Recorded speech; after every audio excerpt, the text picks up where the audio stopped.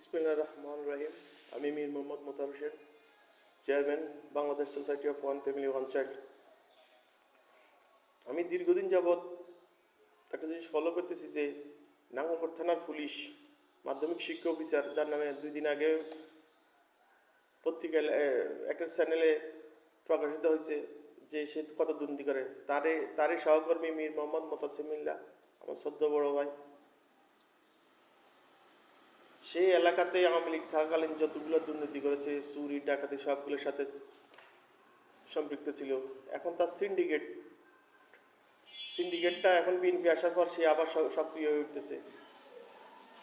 এখন একটা দুঃখের বিষয় হলো কি, আমরা আমাদের বাড়ি, আমার লাকসামের জায়গা প্রায় 40 লাখ টাকার মতো জায়গা, সেই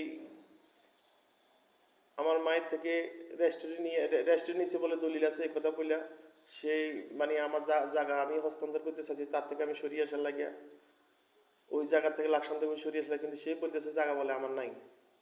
এরপরে আমার এসিলেন্ট বললো, সবাই খারিজ, লাকসামের এসিলেন্ট আমার এই জায়গাটা খারিজ করে দিল, সবাই সমানভাবে খারিজ নেই। সেই আমার ছোট ভাই সোহেল, কৈরেশের বাচ্চা মেয়ের মেয়ের জামাই, সে 4 ডিসেম্বর জায়গা বেচলেও আমার 2.97 জায়গা বিক্রি করতে আমার দিছে, আর বাকি যে জায়গা সে আমার বিক্রি করতে দেয় নাই। সে বলতে যায় এখন আমি বলতেছি সে তার পাওয়ার আছে, সোহেলের শ্বশুরের পাওয়ার আছে, এই জন্য তারা বিক্রি করতে, আমার জায়গা সে বিক্রি করতে দিবে না। কি জন্য বিক্রি করতে না, আমি হে পানকরা হাই স্কুল